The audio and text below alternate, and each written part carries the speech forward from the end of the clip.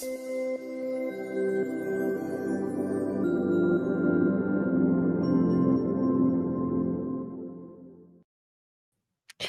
everybody, it's Maddie with the Anti-Alienation Project, and today I want to share something really important with you.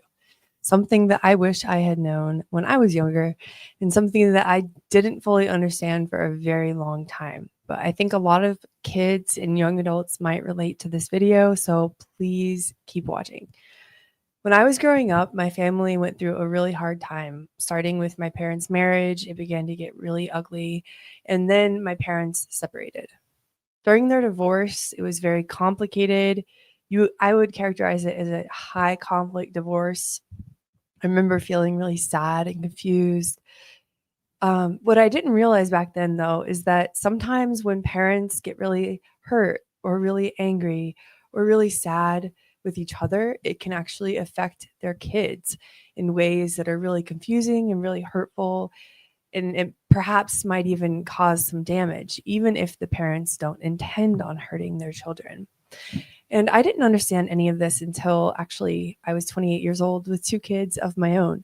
And I think it's really important for kids and young people to know that sometimes one parent might be so hurt and so blindsided by their own emotions that they might feel and say and do certain things that make it hard for their child to feel safe with their other parent, that make it hard for their child to let themselves be close with the parent they love, the other parent, even though they love that other parent. And when this happens, when you feel like you have to take a side during a fallout with your parents' divorce, it can make kids feel really mixed up about who they can trust, about who they can love. It can feel really isolating, lonely, confusing, even scary. And a lot of the time, kids aren't really sure exactly what is going on. But here's the good news. Even if you have felt this way in the past, or if you're still feeling this way now, it is possible to feel better, to understand what's going on or what went on during that time, and to have good relationships with both of your parents if you want to. Now, I know that divorce for kids in general is difficult, can be difficult, depending on how the parents really handle it most of the time. You have to grieve your family. You have to grieve the loss of your family unit. You no longer have all of your memories under one roof. You have to go back and forth from mom and dad's, and you can't spend your holidays with both of your parents like you're used to doing. And when my parents got divorced, that's kind of how it was, but it was also very different because what I thought was normal really wasn't. Now, please bear with me as I try to explain a little bit about what happened to me in hopes that maybe I can reach some other people out there who perhaps went through the same thing. So, when my parents got divorced, I was told and made to believe that I had one bad parent and one good parent. Maybe some of you have heard things similar to this or been made to believe certain things about one of your parents that make you not want to be close to them, that make you want to pull away from them. But the truth is that just because your parents are getting divorced doesn't mean that your relationship with either of your parents must absolutely change. It's not normal or fair for your parents to get divorced and to make you get divorced from one of your parents as well. I remember that who I thought was my quote unquote good parent would say mean things about my other parent when I was around. And they seemed to enjoy it if I kind of went along with what they were saying. Sometimes they would call my other parent names, or they would point out negative qualities about them or exaggerate things that they did wrong, making me feel like I should be upset with them, making me feel like I should be scared or angry at them. And back then, when I was 9 years old and this was all going down, I didn't know it wasn't normal. I thought that's just how things happen during a divorce. I thought that that was what to be expected if your parents don't live together anymore. Sometimes I even joined in and I would say negative things about my quote unquote bad parent, but that's because I believed and I felt like I was supposed to. I didn't know there was any other choice. I didn't know I had the option of acting any other way. But now, as an adult and a parent of 3 little girls myself, I understand that it is not healthy and not kind for a parent to talk poorly about a child's other parent in front of them. It's not kind to interfere with that child's other relationship with their other parent unless there is true harm going on. So I wanted to talk a little bit about all of these issues because I think that a lot of people in society don't talk about these important things, and perhaps it can help somebody out there who's been through this or who has had a similar experience. So if your parents have been divorced and you do not, let me back up a second. So if your parents, before they were divorced, when your parents were still together, if you had a healthy, loving relationship with both of your parents, and then upon or during their divorce, something began to change with you and one of your parents, then keep watching because you might be going through the similar family dynamic that I went through for a long time. So what do I can't talk.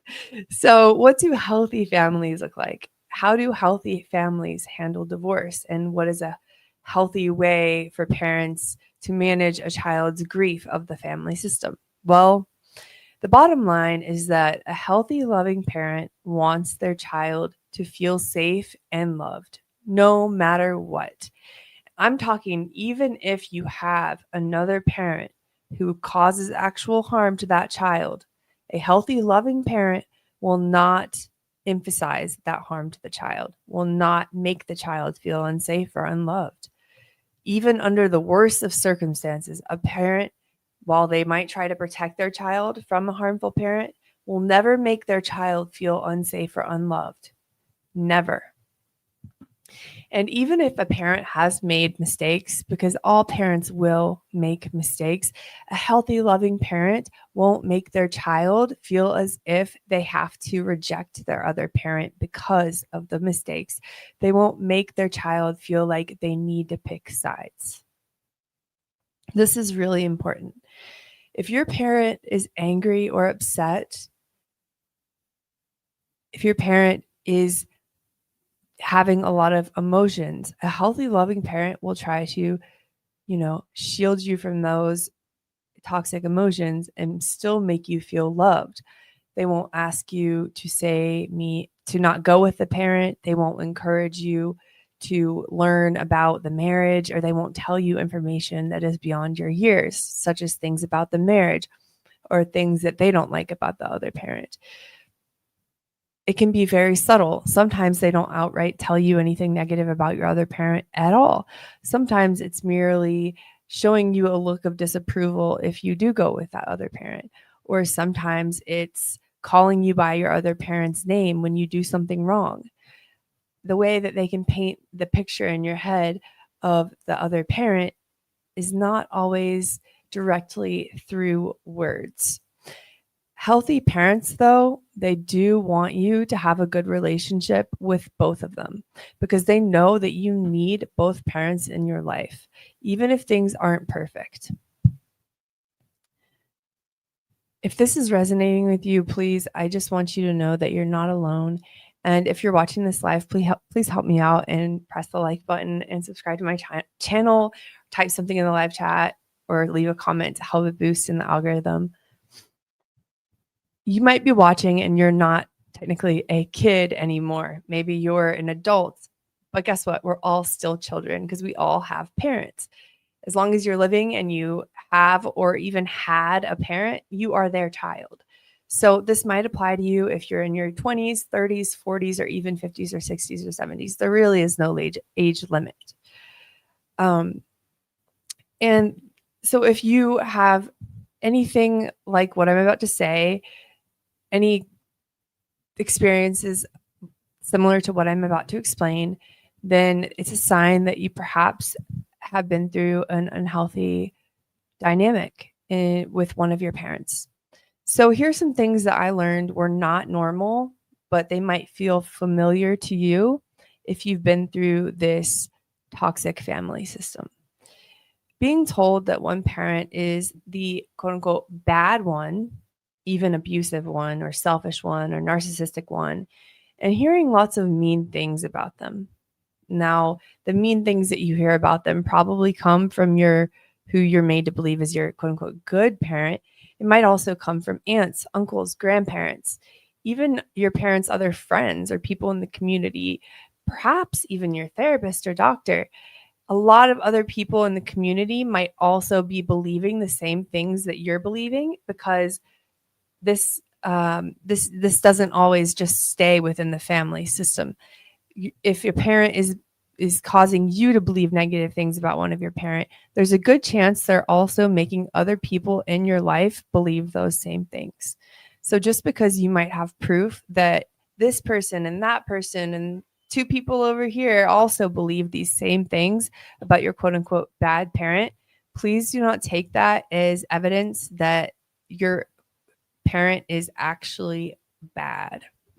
Another sign is being asked to call one of your parents by their first name, or being encouraged to call one of your parents by their first name instead of mom or dad.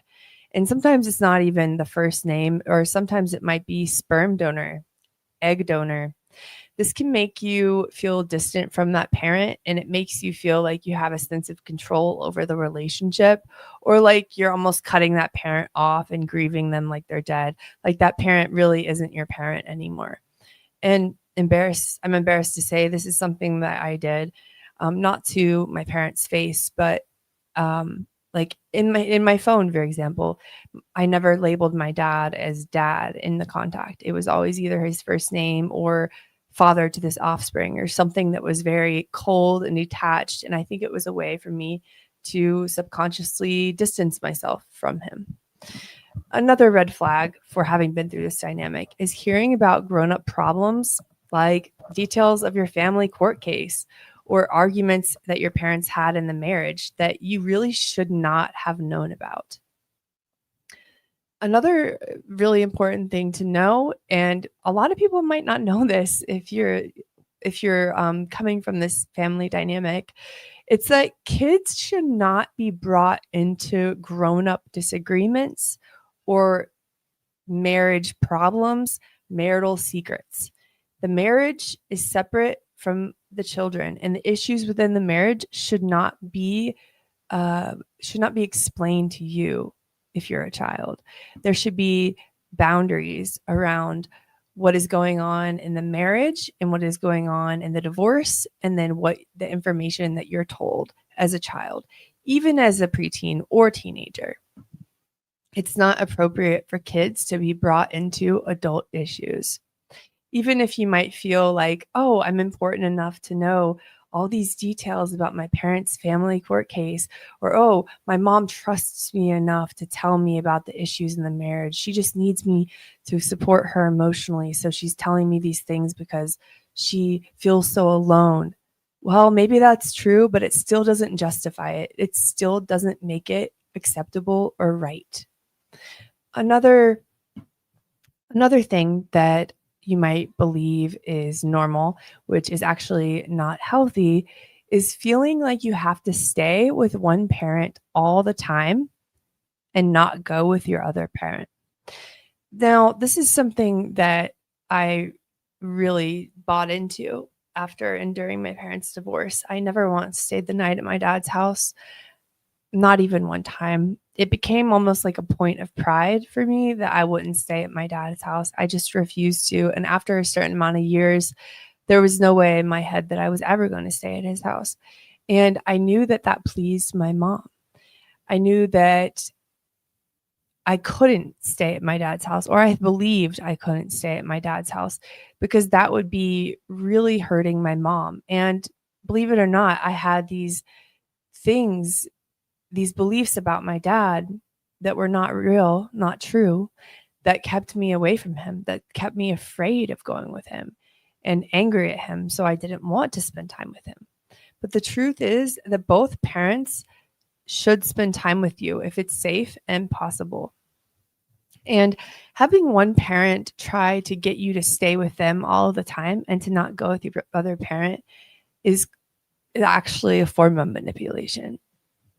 Now, this next one is pretty up front, and it might not have actually been told to you directly, but maybe you have the sense that, or you've been told that one of your parents doesn't love you anymore. This goes along with my earlier point that when two parents divorce, the child shouldn't have to get through the divorce as well. The child shouldn't have to be divorced from one of their parents. It's not right. No matter what, you deserve to know that both of your parents do love you, even if things are hard between them. Sometimes parents are so hurt and in so much pain. They feel rejected or they feel abandoned. They feel betrayed, and they can't see beyond their own hurt and their own pain to know that that ex partner, that ex spouse, still really does love and care for the children. They can't separate the two. And so it almost it gets convoluted in their brain. And it's almost like they're thinking, well, if they're rejecting and hurting me, abandoning me, betraying me, they're also doing it to the child, and they project that onto the child. And so perhaps you've come to believe these things that were actually just feelings that your parent had in the aftermath of a really ugly separation. Another thing that is an indication that you've possibly been through this toxic family dynamic is feeling like you can't make your own choices, or that you have to depend on one of your parents for everything. It's okay to want your own space to make decisions for yourself as you grow up. Along the same line, it is healthy, normal, and good even to have your own values and to have your own beliefs apart from your parents.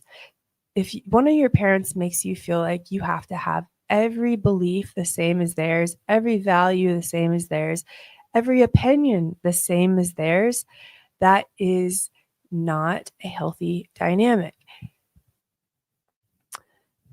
Another common way that a parent will subtly control their child and make their child pick them over the other parent is as simple as the silent treatment. When they ignore you or to punish you or hurt you, or perhaps they don't even know why they're doing it, it just feels like a natural response for them. If you go with your other parent, if you talk about your other parent in a way that's not negative, they might pull away from you, distance themselves from you, or give you the silent treatment. Now, you might be so used to getting the silent treatment that you don't see this as manipulation, and that's okay. But the truth is that everyone deserves to be heard and treated with kindness, and nobody deserves to be ignored, especially not a child by their own parent. This is a more extreme example, and not everybody goes through this in this dynamic, but it is something that does happen, which is being asked to spy on your other parent or share secrets about one of your other parents. Hopefully it's clear to people watching that that is not okay. You should not be put in the middle like that. It's not fair to a child to ask them to spy on their other parent. What effect that has on the child? Well, it just builds the wall further between them and the other parent, because now they have more secrets to hide from that parent. Now they've been put on the offensive, and naturally that makes them feel like the other parent has something to hide if they're asked to spy. And they have to hide the fact that they're spying on the other parent. So naturally, that's more distance between them. That's more secrets between them and deception that's getting in the way of a relationship that was once very loving and close and healthy. A very common one that you've probably experienced if you've been through this is seeing your parent get very angry and upset in ways that make you feel scared and confused. Strong emotions do often happen, even with the best parents, but they should not make you feel unsafe. And if your parent does get very angry or very upset in ways that make you feel scared or confused, a healthy, loving parent will apologize for the way that they have acted out, so to speak.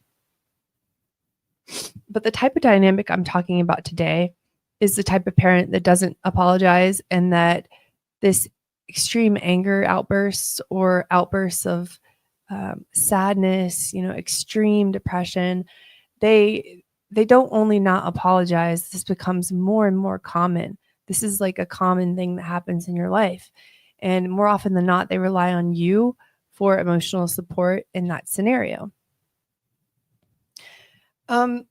Now this one I touched on earlier is, I have a few more. This one I touched on earlier is like being called your other parent's name, but it's not just calling you your other parent's name in any context. It's when you do something wrong or you do something where you're acting like that other parent in a negative way, your quote unquote good parent might call you that parent's name. For example, if I ever made a decision or said something to my mom she didn't like, she would say, "Okay, Neil," and call me by my dad's name.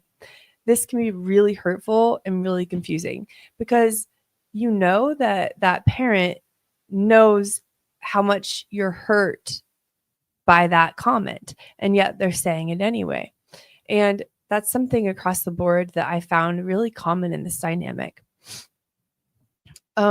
As I was saying earlier, another sign is just feeling like your parent wants you to be their therapist, wants you to be their best friend, someone to listen to their problems and their extreme emotional reactions all the time.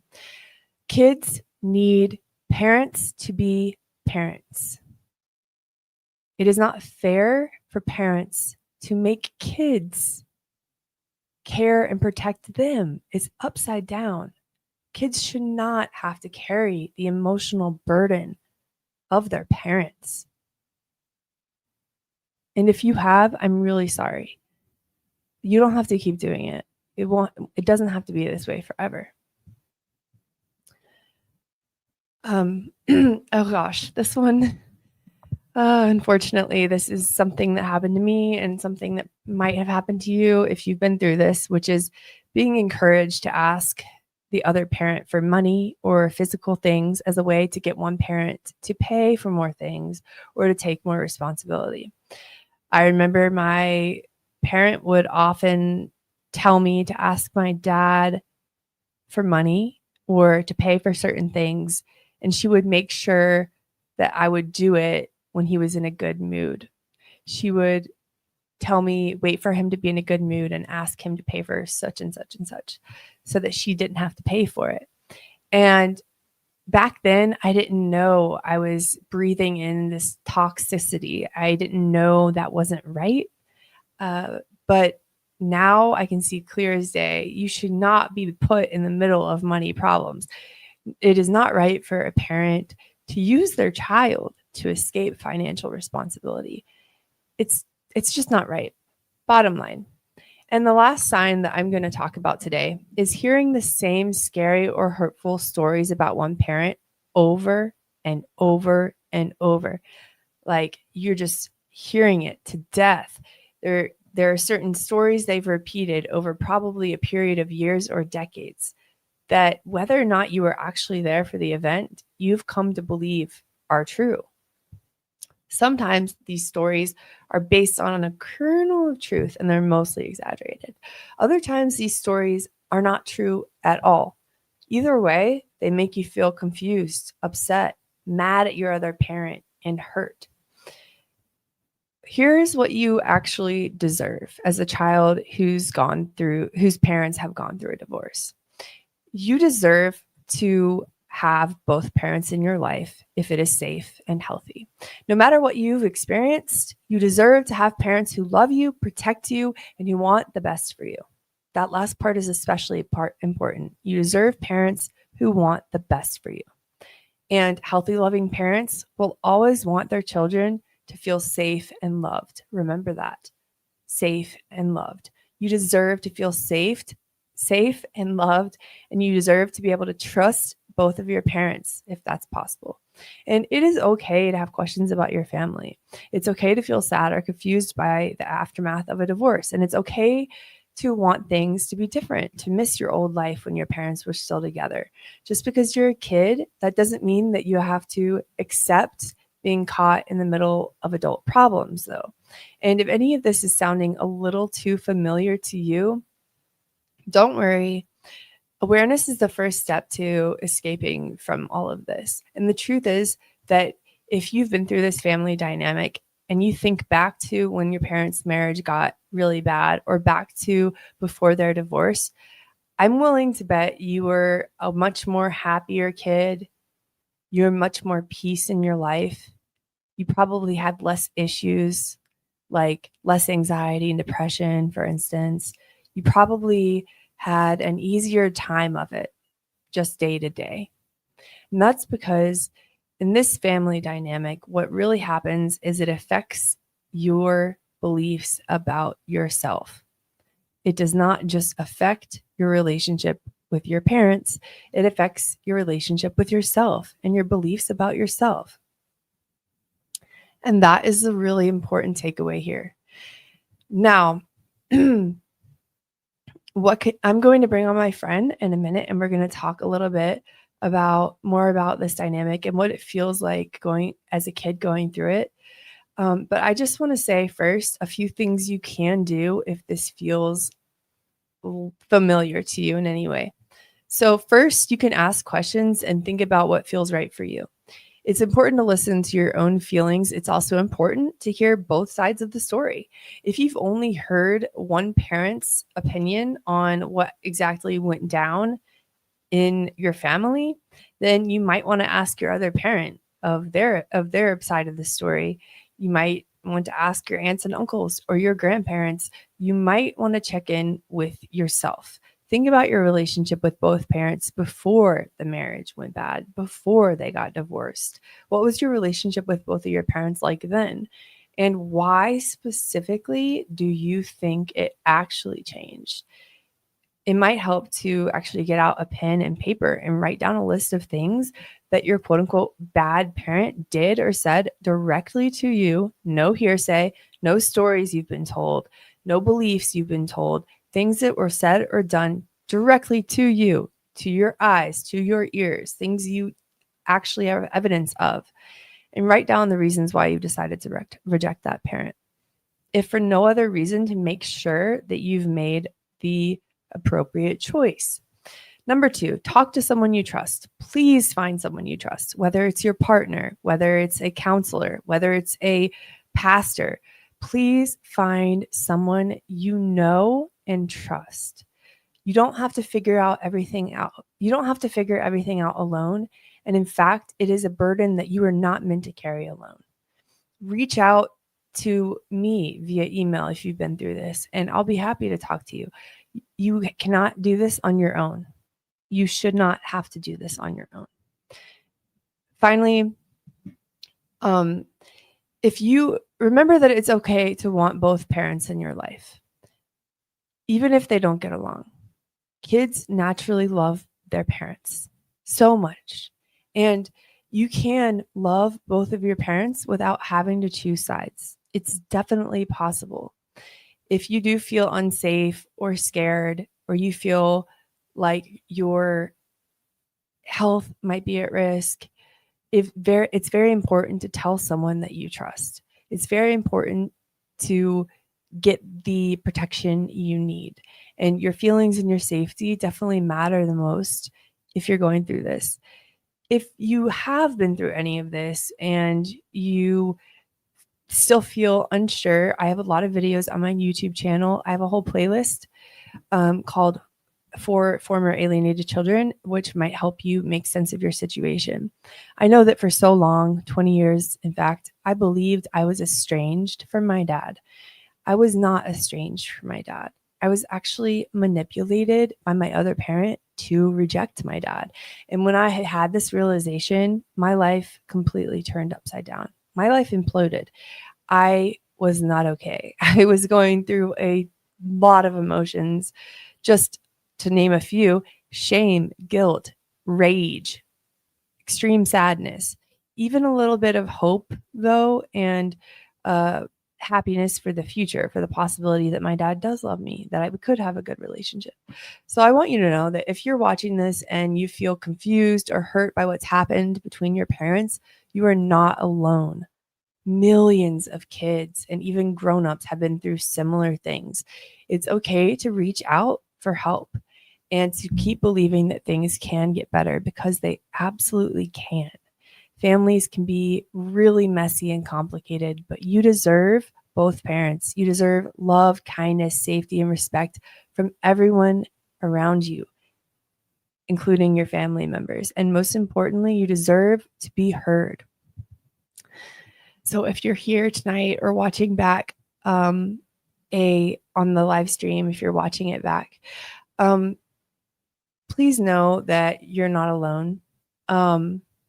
And you don't have to make any decisions about your relationships with your parents right away. Either you can journal about it, you can talk to your therapist, you can sit with it and try to really understand what's going on. So without further ado, I'm going to bring on my friend Andrea, and we're going to talk a little bit more about maybe some of the nuances about what this is like to go through from the child's point of view. And if you are someone who's suspecting that you have been through this as a child, please leave us your questions and comments. We'll be happy to engage with you and to reply. So let's bring on Andrea. Hey. Hey, Maddie. Thank you for having me on again. It means so much to me. Yeah, thanks for being on. I figured, having a conversation about it with somebody else who's been through it might open to some other possibilities of what it might feel like, because we don't all have the exact same experience. That's right. And I hope that this can reach and touch other children as well, whether adult or teenage or whatever the age. And a lot of the things you were mentioning throughout the last 30 minutes were very similar to my scenario too. Yeah. How would you characterize it? Like, as an alienated child, what would you characterize that experience like? For me, it comes up with the word confusion. Definitely confusing, very confusing. The Mhm. whole the whole situation, it almost felt like it felt as if I was like living, how do you say it? Like just like living like not even my own life in a way, like not living out like my own choice, not living out my own choice. That's really how it felt. That's a great way to put it. And we weren't, because we were being manipulated by a parent. And I think that's the problem. Like, the whole time that I was going through it, I knew that I had these problems playing out in my life. There were effects going on. Like, I had depression, anxiety, different OCD, different effects playing out, but I didn't know what was the root cause. Yes, I had and still deal with it now, but definitely throughout, especially those years of being in the first years of the true alienation, the true emotional cutoff, having depression and anxiety, and just it's as if I was in disbelief that I couldn't believe that this was my life story to carry for the rest of my life, and that should it ever come up with people, because it just does. It just does in real life. People want to ask you about your family. How's your family doing? How are your parents? How are your kids?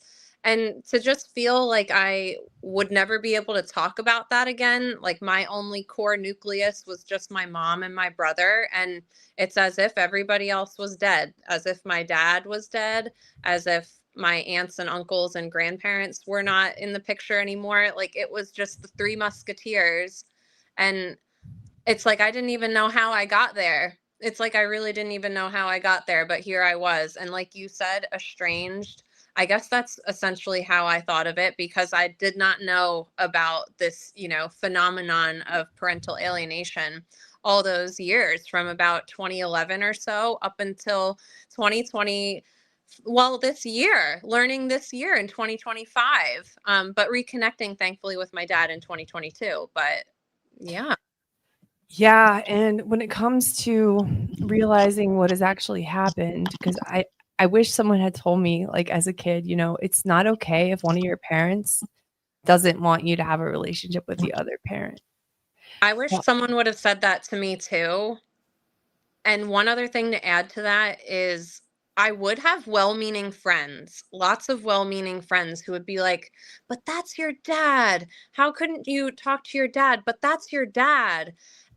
And for some reason, like, that would just actually infuriate me more, because Yeah. I would think, like, "Well, you don't get it. You couldn't possibly get it. Like, your life is so much different than mine." And for years, for with very well-meaning friends, and maybe sometimes even on the surface with them, I would just be like, no, no, I'm not going to talk to him. But then behind closed doors, then I go yapping to my mom and say, could you believe like what so and so said to me? Like, they think, they have no idea what's going on. They think I should get back with my dad and with dad. And how could they? Like, how could they say that to me? Why do they think that's okay to say that to me? And I think all of them really were like well meaning. Yeah. And from my story about a week or so ago on your live, I feel like it was almost because my boyfriend at the time, because I had known his story, and I think honestly he went through parental alienation too, and he doesn't know it. Because we're not together anymore, but I think there was just that credibility factor there when he said to me, but did you ever listen to his side? Did you ever get your dad's side in this story? And just for whatever reason, maybe I was able to hear it at that point in time in my life, and I was never able to hear it before. But it was just, I think, the person it was coming from, and maybe just the way he posed the question, that it really just it was just a matter of like weeks or about a month or so that I turned around and finally called my dad for the first time in 12 years, after totally cutting him off and having zero contact whatsoever. But any of those well-meaning friends along those 12 years, it just didn't sway me. I guess so. They usually convince the child, that they should not have a relationship with the other parent. And when you're talking about, like, I find myself, kids deserve to have both parents as long as they're healthy and safe. So what they do is they convince the child it's not healthy and safe, so that it's justified to not have that parent in their life. And so I guess another thing would be the repetitive stories, the beliefs that are like, they can be so subtly crafted too. It's not necessarily always telling you, your parent is this way, or they don't love you. It might not actually be those words, but they're making you feel that way through very insidious ways. I agree with that. Sometimes it was overt, but the rest of the time it was just sort of like, woe is me, I'm a victim, I need you, can you, like, just hours on the phone practically daily of, this is what just happened, this is what he did, and not like necessarily calling him like a name or anything like that, but just saying, like, just acting so scared and petrified and so victimized and helpless.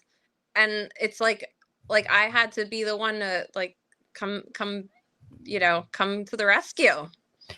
That's a good point. I think the victim mentality is like rife with parents that manipulate their child in this way, always needing to be rescued and taken care of. And then um what was the other thing I was going to say? So I've heard sometimes about like people wondering how you figure out the quote unquote truth about your parent. And for me, it wasn't anything that my dad did. Like, there was nothing my dad did that made me open my eyes. It was actually me starting to see through who my mom actually was. Me too. I think it's interesting that you make that distinction, because I think the same thing. Um, Really? because that's why then it was a confusing, how you said, like, it makes you feel rage, sadness, like confusion, like all of these things, because as I also mentioned previously in my story, is I really was convinced I had the best mom in the world. And like now, like, I'm not interested in cutting her down at all. And I bet if she were to see this, she would be absolutely enraged. Like, she would just be so enraged. But like, it was just like coming to terms with, no, like, this person's fallible. Like, she wasn't the best mom. Like, maybe she was doing the best with like what Kevin says, like dealing with whatever it is she's dealing with.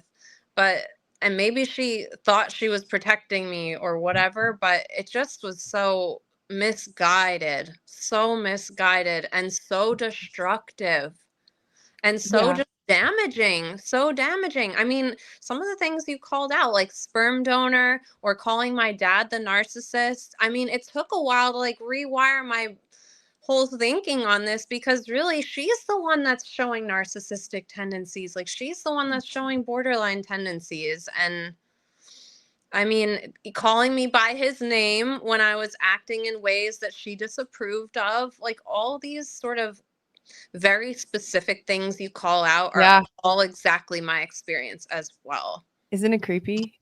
Yeah. It's pretty creepy. And the asking for money for them.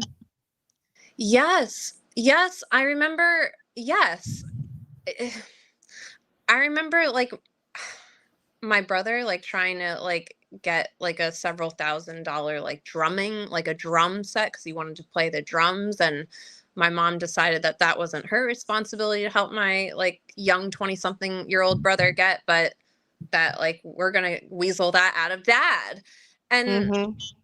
just I'd probably have to think on it a little bit more of some other examples, but that like definitely comes to mind. And I was always like roped into anything financial that was going on, because he was the one that had to leave the home, the family home, and then it was the three of us. Like I was only for a small time living back at the home, and it's just like every little thing that came up that was fraught with money, like something that went wrong or whatever, it was just like, oh my gosh, like we have to get him to get, to pay this, we have to get the Yeah. lawyer to get him to pay this, all this stuff, that's his responsibility, he's got to pay X, Y, and Z. So Yeah. Yeah. One thing I didn't touch on so much though in this episode, which maybe we can talk about a little bit, is the experience of what it's like to be going through this, mhm. the emotional experience and what you come to believe about yourself and the poor self-esteem and all of that. I don't know if you had any of these conscious thoughts. I actually had conscious thoughts the whole time. Like one thought that I had and one belief that I had the whole time was that because my mom made me believe my dad didn't love me, I had the belief or the thought, if my own parent doesn't love me, what good am I? Yes, I feel like this year learning about parental alienation has gotten me very deep in, as we've talked about, my excavation work, our excavation work. I feel like I've gotten a lot deeper and I've finally gotten a hold on what my core beliefs are. But yes, though, very similarly to you, to the example you brought up, I just like I felt like unwanted. Like if my dad doesn't want me, if my dad doesn't love me, if my dad doesn't even care to find out about me, like what good am I? Mhm. What do I matter? Do I matter? I don't matter. And I do realize, like you had mentioned before, this certainly led to very destructive, damaging core self beliefs that I'm not inherently lovable, that I'm not worthy, that I'm not enough.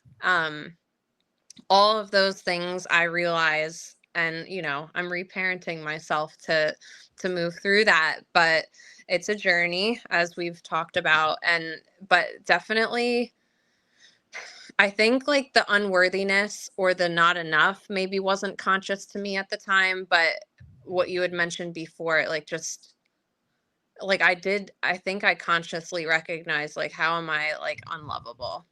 Yeah, yeah, and then you find and then so the child has these negative beliefs because they internalize that badness. They know they're half of each parent, so they internalize the badness. If you're a kid going through this or a young adult who's realizing this, it's totally normal to have these beliefs. In fact, I would be surprised if you were able to go through this unscathed and to not develop these beliefs. And then in turn, I think, which we can talk about, Andrea, I think that we develop coping mechanisms to overcompensate for these beliefs. Like I had the belief, okay, I'm not good enough because my dad doesn't love me. And so I became a perfectionist to try to prove to myself that I was good enough. And it especially came out in school. So I got straight A's all the way to college, all the way to graduation. So nobody really picked up on the psychological abuse because I was doing great in school. I did good in sports. I was on the outside looking in, I had it all together, but that was really me overcompensating for these negative beliefs. I saw you nodding. Is that relatable? This is totally relatable for me. And I don't want this to seem like for anyone else watching, like that, maybe your coping mechanism that you might uncover, maybe it's procrastination too. I know perfectionism and procrastination go hand in hand, that you can't relate to us. I want you to feel that you can relate to us. But again, just like you, Maddie, the perfectionism, I had kids because I believe like the seeds of alienation were being planted, long before the actual emotional cutoff. But I had kids in third grade calling me Miss Perfect. And that was my same thing. Like I was so obsessed with getting straight A's, and then this went all the way to like I want to go to graduate school and like get my doctorate. And like I used to say, and this was also something the boyfriend at the time pointed out that he thought was like so kind of weird. I used to tell him the reason I want to go to graduate school is so that I can become a doctor, so that I can take care of my mom and brother. And I said that out loud. And that's how I thought, like approaching graduate school before going. And he mirrored that back to me and pointed it out. And it was just like shocking because he's just like, that's not okay. Like, that's like not normal. Like you should want to do this like for yourself. And yeah, and I realize now, it's actually, I just had a coaching session yesterday, and I realize now, because what I would do in the home when I was growing up is I would go upstairs into my bedroom and like close the door and just sit on my bed and do my reading, do my homework, do my studying. I had this like little TV at the end of my bed, so sometimes I'd turn the TV on. It's kind of like once I got home, I wasn't plugged in with our family except at the dinner table. But before dinner and after dinner, it was like up in my bedroom. And like now I realize, because I wasn't consciously aware of it then, I was not as like a 15 to 18-year-old. I just was not conscious of it. But now, like it was almost like another mini like leap yesterday with my coach, that I recognize now that I was not safe in my body, like the embodiment of the emotions and the feelings. I was not safe back then, and that was my coping mechanism to like get away from that. And now I realize that, because I used to think on the surface there's nothing wrong with my family, like I have a very normal family. And like, but I didn't understand, because I knew like something was amiss. And then it just, just blew up and got crazy right upon like my very last semester of college. That's when all this alienation started.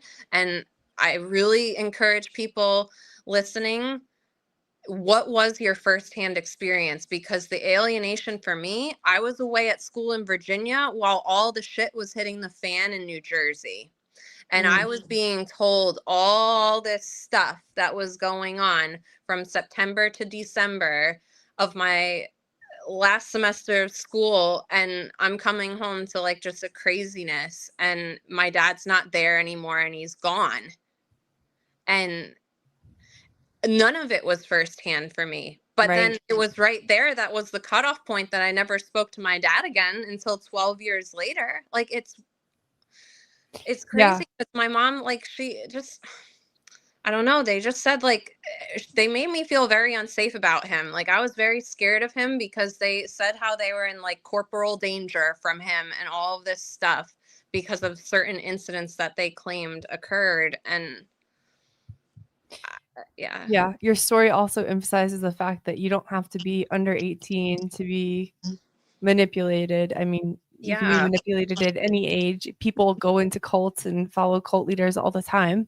That's just an example. But then I was also thinking about how you would go into your room and lock your room and kind of isolate yourself from the rest of the family. I did the same exact thing. And in my head, it was because I was the problem. Like that's what I was, scapegoated child. So that's why I thought it was. But I think looking back, it might have been, and I don't know if this is true for you, but for me, I didn't feel comfortable. I didn't feel safe. And I couldn't admit that to myself because that's scary as hell. Mm-hmm. We have a Interestingly, and in contrast, I feel like what I felt consciously at that time growing up was actually that I was the golden child. And I feel like I feel like the alienating parent capitalized on the difference between me and my brother because he was more like getting like, and this is not to be like judgmental by any means, just naming facts, but like I was that one that was like, I want to get those straight A's.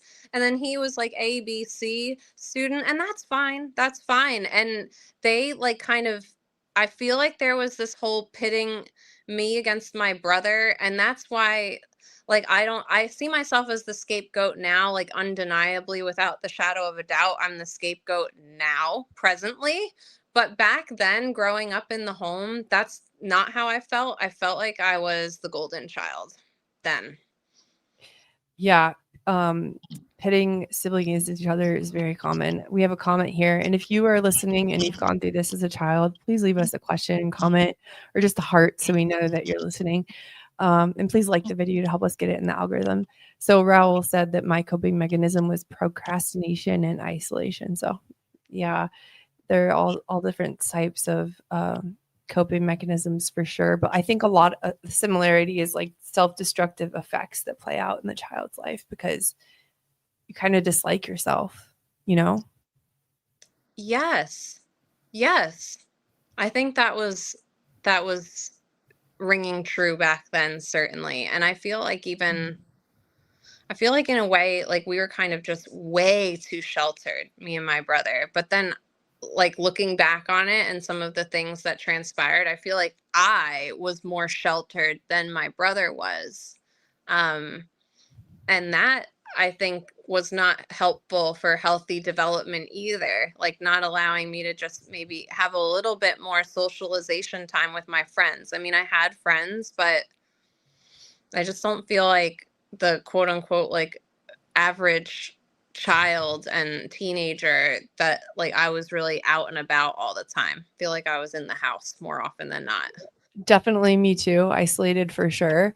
One thing that's coming to me too is this is such a horrible situation for a child to be in because you're made to believe that one of your parents is terrible, bad, abusive, unloving, while the one that you believe is good actually is abusive, terrible, and unloving. So it's like a catch 22. You have no stable parent. I mean, at least in your belief system, you have no stable, loving parent. No wonder our attachments get so screwed up. I mean, Yeah. honestly. And it plays out in romantic relationships too. That's something I haven't really talked about in my channel, but like it really does. It makes it difficult to get close to other people romantically. Um, you're at a higher chance of repeating the cycle or becoming a targeted parent down the line because you're a higher chance of marrying someone who is also personality disordered in a way. Mm-hmm. So that's why I'm doing this live tonight. Basically, is I'm just trying to reach a general audience and people who might not know that they have been through this because I think it is really crucial to realize it before you settle down and have kids. What are your thoughts on that?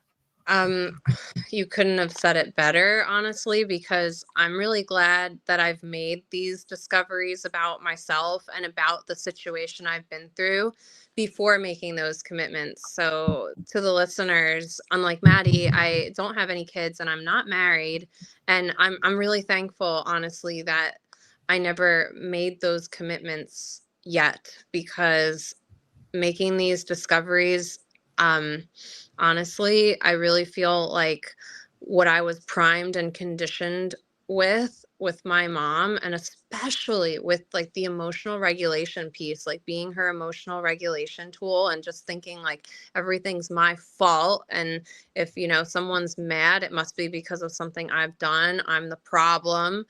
That totally played out in my most recent relationship, ironically enough, with the one who um, wound up getting me reconnected with my dad. So I'll be forever grateful. But unfortunately, it was an abusive relationship. Oh, I didn't mean to use the word. But That's okay. yeah.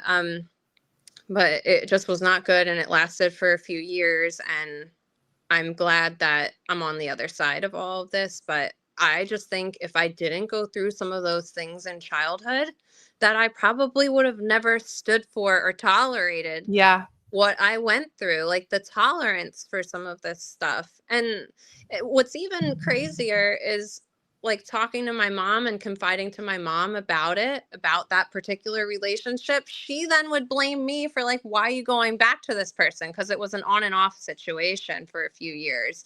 And she's like, why are you going back? And like blaming me. And, I definitely take my part in all of that. But I realize now like what these patterns are and why I was led down that way. So, Hmm.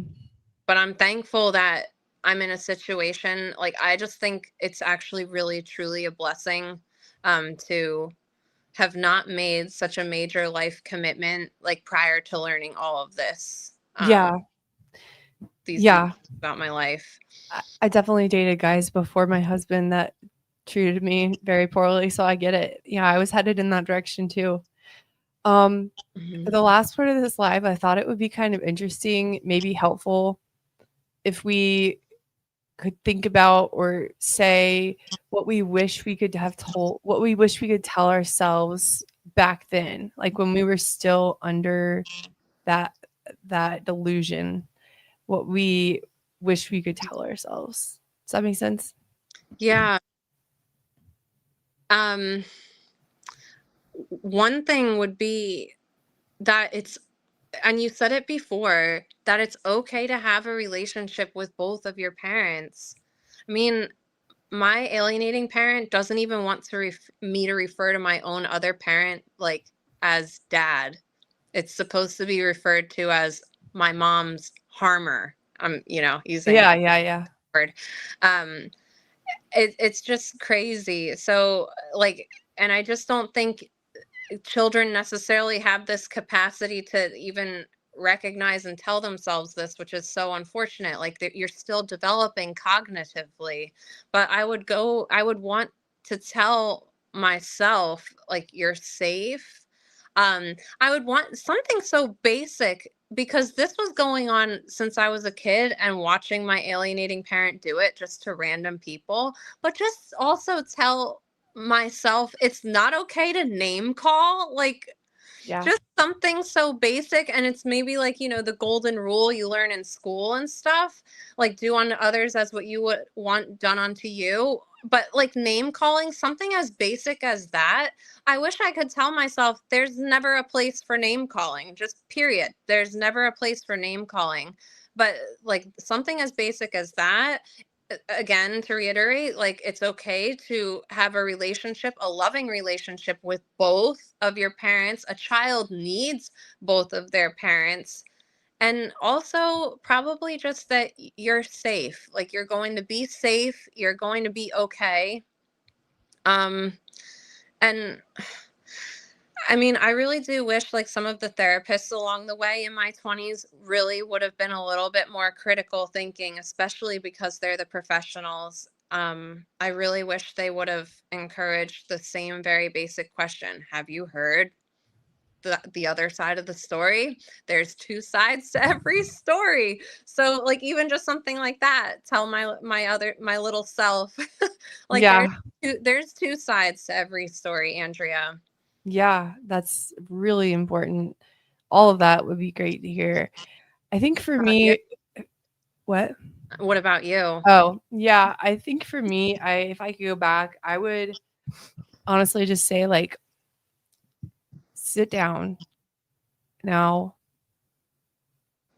How do you feel with your, and then for anyone watching who might be have gone through this, how do you feel when you're with your, who you believe is your good parent? How do you feel?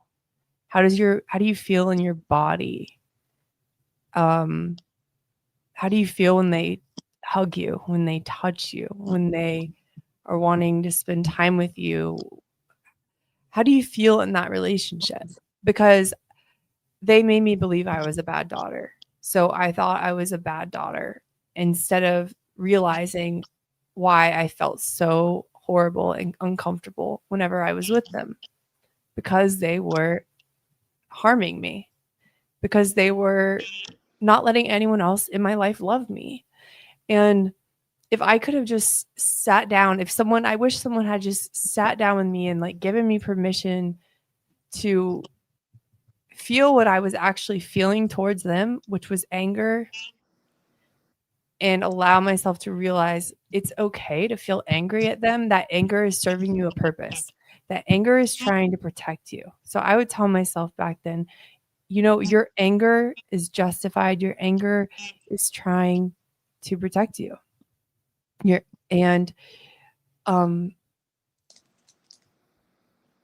yeah. One other point I want to address is I see a few comments.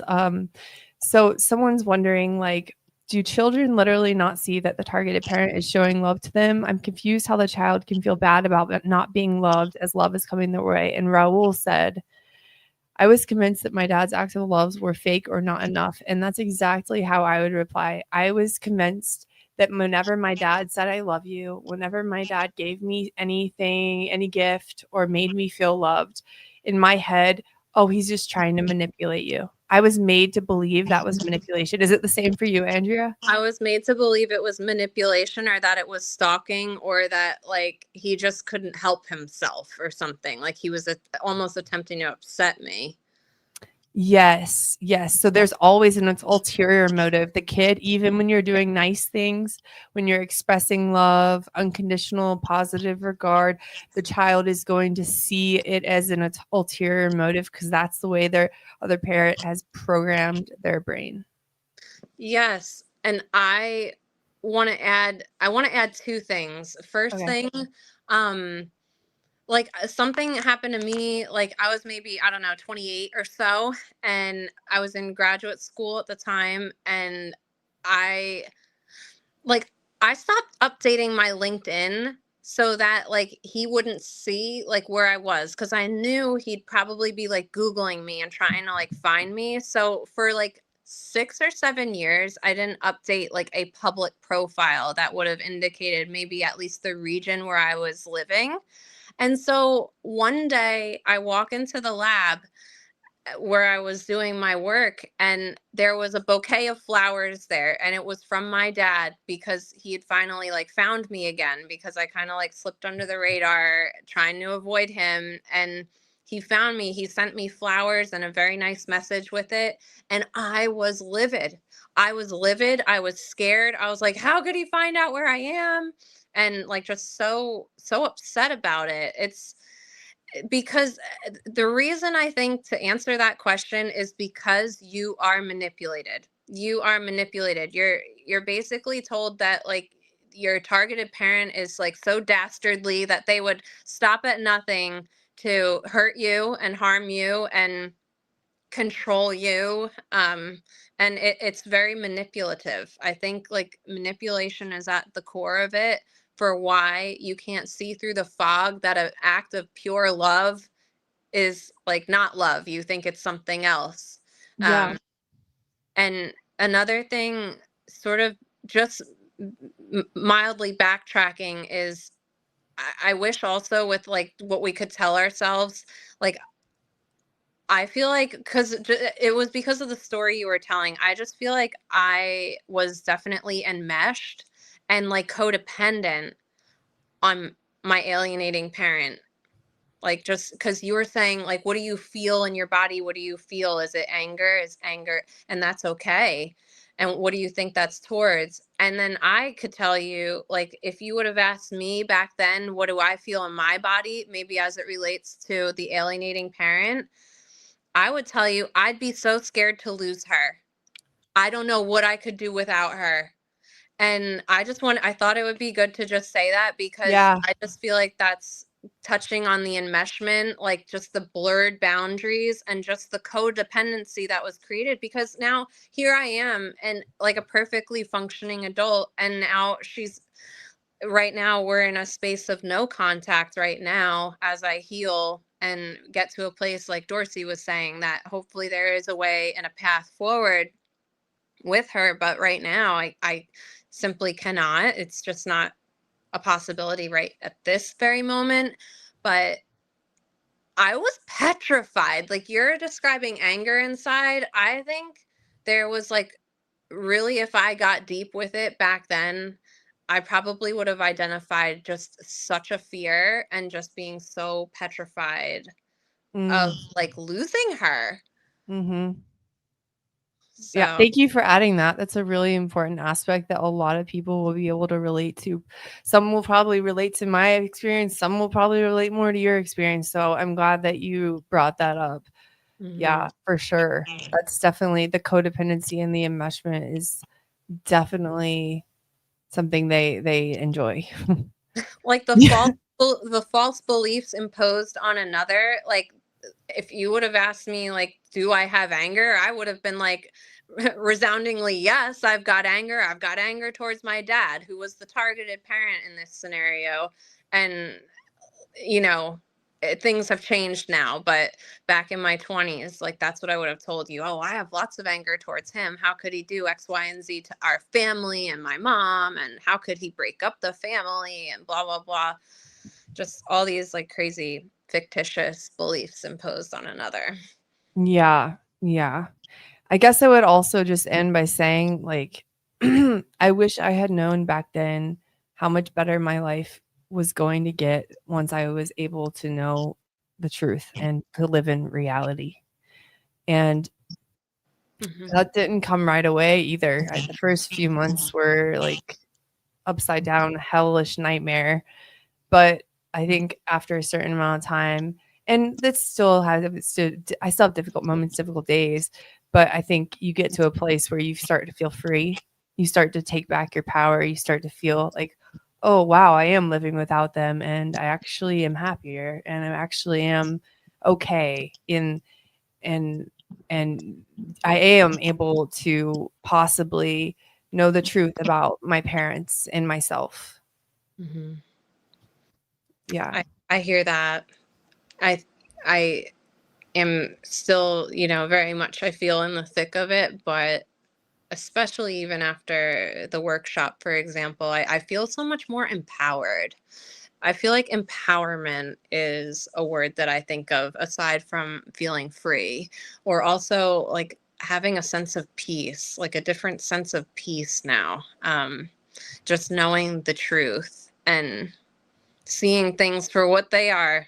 I think it's a really good thing. the tr- Yeah. the truth will set you free. I don't think that's cliche saying came from nowhere. Oh, So yeah, it's definitely, popular for a reason. Well, thank you, yeah, Andrea, for being on here. I my appreciate it, pleasure.